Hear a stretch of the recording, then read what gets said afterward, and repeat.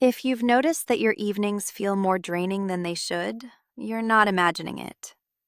The way most people end their days right now is almost perfectly designed to keep the stress response running, right up until the moment they try to fall asleep. You're tired, but not settled, wired and empty at the same time. You lie down, and the day follows you there. In Scandinavia, the evening is treated differently. It isn't something that just happens after work. It's a transition, built deliberately over generations, around the idea that rest is something you prepare for rather than something that eventually falls on you if you wait long enough. The habits are quiet. None of them cost anything, but taken together, they create something increasingly rare, an evening that actually ends the day instead of extending it. One habit on this list is worth mentioning before we begin. It involves going outside in the dark, sometimes in cold that most people would consider a valid reason to stay in, to do nothing particularly remarkable. Scandinavians treat it as non-negotiable. We'll get there. Here are 9 Scandinavian evening habits that quietly end a stressful day. Number 9. They change the light before dinner. In the winter months, Scandinavia gets very little daylight. Stockholm sees around 6 hours in December. Further north, the sun barely clears the horizon before it's gone again. You might assume this would be relentlessly grim. It is, if you respond to it the way most modern homes do, which is to flood every room with cold overhead light the moment the sun disappears, and essentially pretend the darkness isn't happening. Scandinavians do the opposite. When the light outside fades, the light inside goes warm, low, and deliberate. Candles come out, multiple ones, placed on tables, windowsills, and side shelves throughout the room. The overhead fixture goes off. Lamps with warm, amber bulbs take over wherever candles aren't. This is hygge in its most practical form. Not an aesthetic you photograph for social media, a daily practice you do for your nervous system. Cool overhead light signals your brain that it's still daytime. Warm, low candlelight tells it something different entirely. Within 20 minutes of changing the light in a room, you'll notice your shoulders drop slightly. Conversation slows to something more natural. The evening starts to feel like evening rather than a continuation of the afternoon. You don't need a Scandinavian winter to use this. Anywhere the sun goes down, switching from overhead brightness to soft, warm light is one of the simplest resets available to you. A few candles, a warm-toned lamp, that's the whole thing, and your body responds to it almost immediately. Number 8. Dinner is unhurried, and it happens at the table. Consider for a moment how the evening meal tends to go. Plates balanced on laps in front of the television, phones face up beside the fork.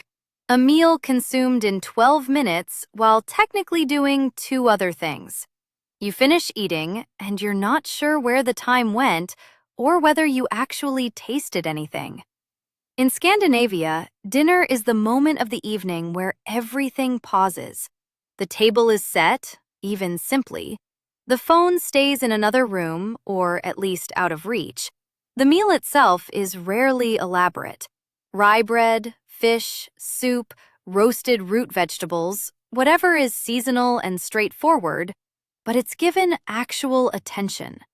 Rushing through a meal tells your body there is still an emergency running. It signals the stress response to stay open and alert. Sitting down, without an agenda, and actually tasting what you're eating signals the opposite.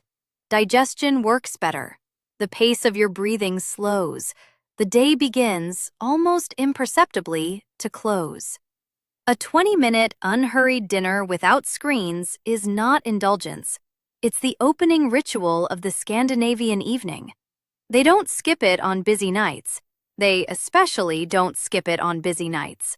Make the meal as simple as you need to, But put the phone somewhere else, sit at the table, and eat as if it matters. The whole day will feel different by the time you finish. Number 7. They go outside after dinner. This is friluftsliv, the Norwegian concept of open-air life, expressed in its most ordinary everyday form. Not a workout, not a planned excursion, just a short walk outside after the evening meal.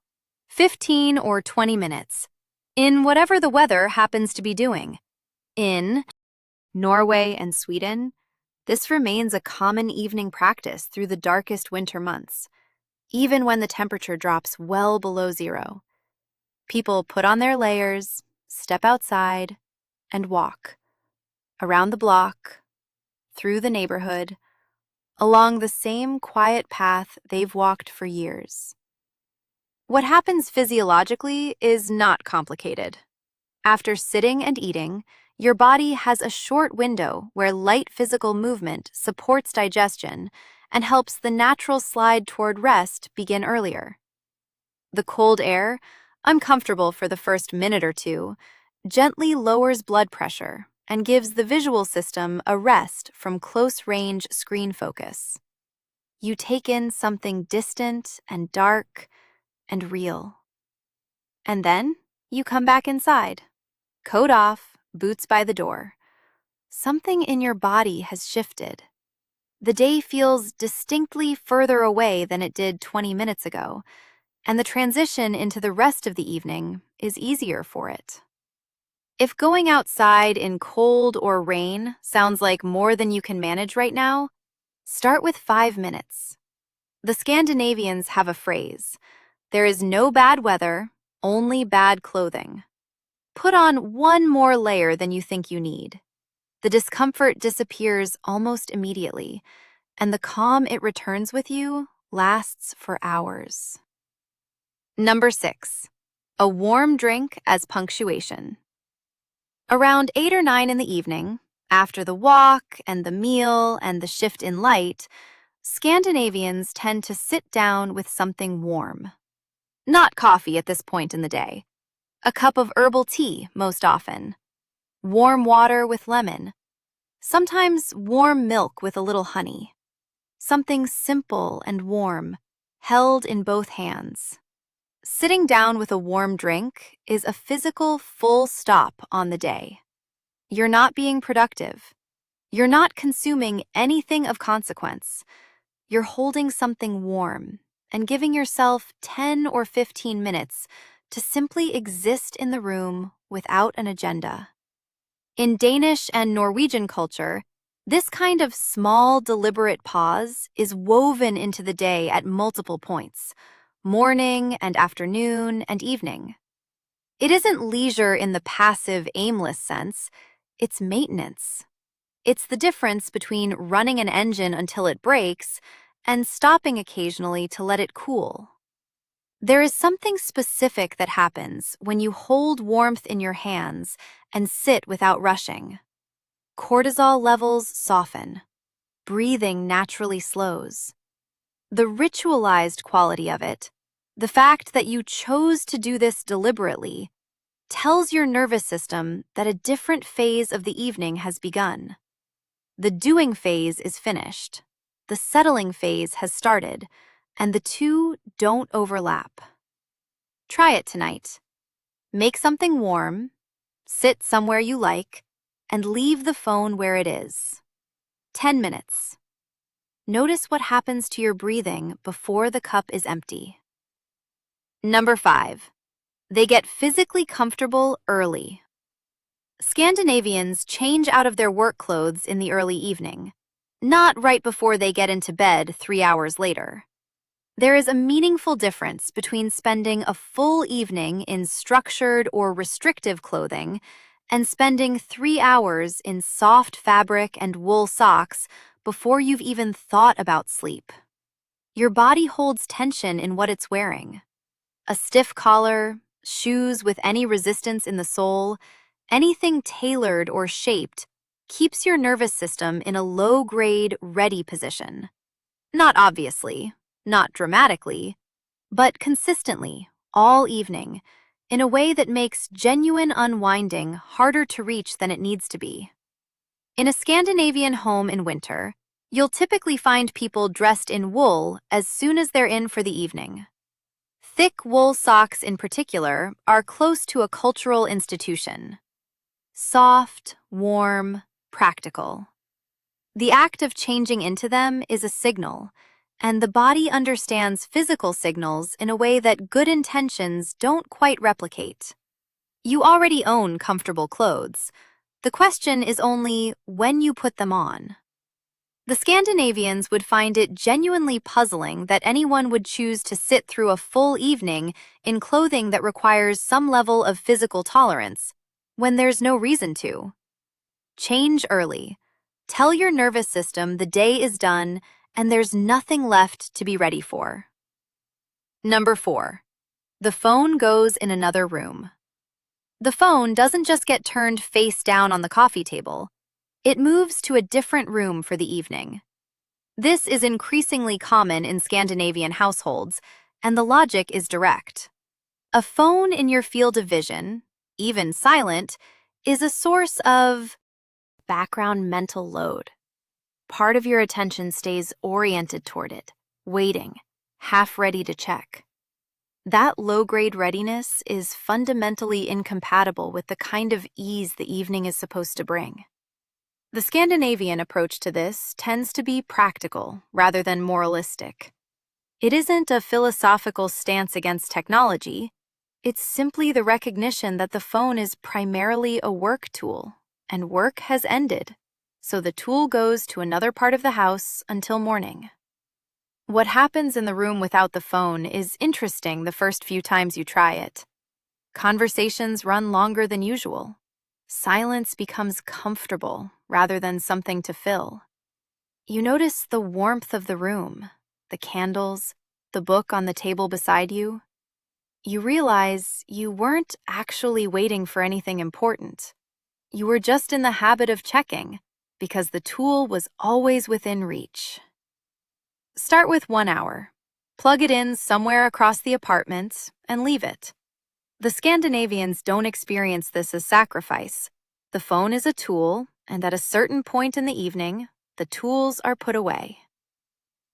Number 3. 10 minutes of preparation for tomorrow. One of the quieter reasons Scandinavian evenings stay calm is that they don't carry unresolved tomorrow anxiety into the hours meant for rest. They deal with it directly, briefly, and early, and then they let it go.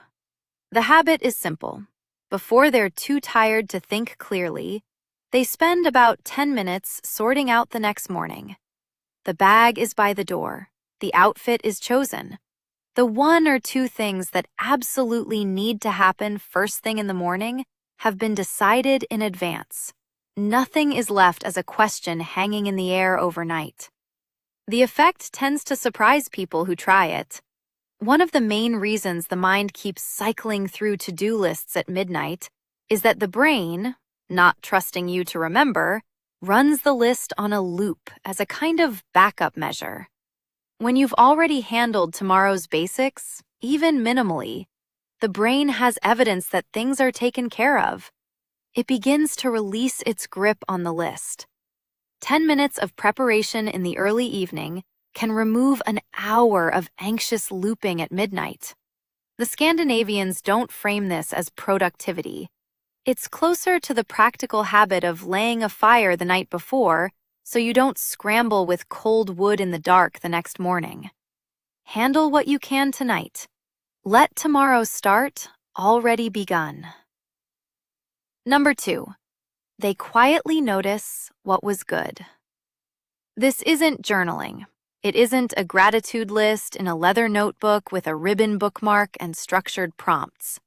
It's quieter than that, more honest, and takes about 3 minutes. Before sleep, many Scandinavians take a short time to simply lie still and mentally name what was okay about the day. Not the highlights, not the extraordinary moments, just the things that worked, the small good things that were present while you were busy being stressed about everything else.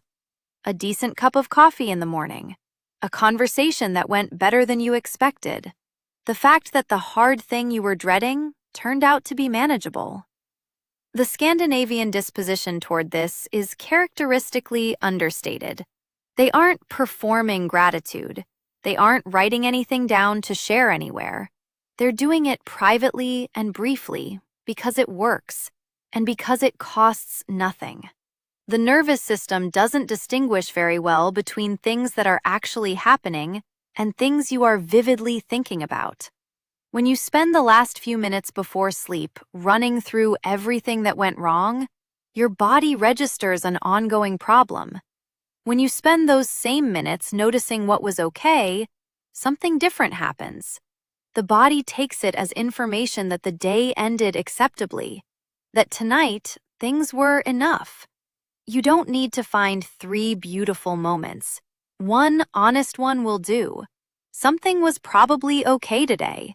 Let that be the last thing in your mind before you close your eyes. Number 1. They go to bed early and they don't need to justify it. This is the one, the habit that makes every other habit on this list fall into place. In Scandinavia, going to bed at 9 or 10 o'clock is simply normal for adults. Not an embarrassment, not evidence that your life lacks interest, not something you soften with a self-deprecating comment when you mention it. You go to bed when you're tired, because sleep is not a reward you earn by staying up long enough. It's a requirement, and the Scandinavians treat it as one. There is a particular story modern culture has built around late nights. Staying up late gets coded as interesting, as ambitious, as a sign that your life is full enough to keep you occupied past midnight. Going to bed early carries the opposite implication, that there wasn't enough to stay up for. The Scandinavians find this framing genuinely puzzling. Sleep is when the body repairs. It's when the brain processes the day and converts experience into something usable. It's when everything that happened actually settles into you.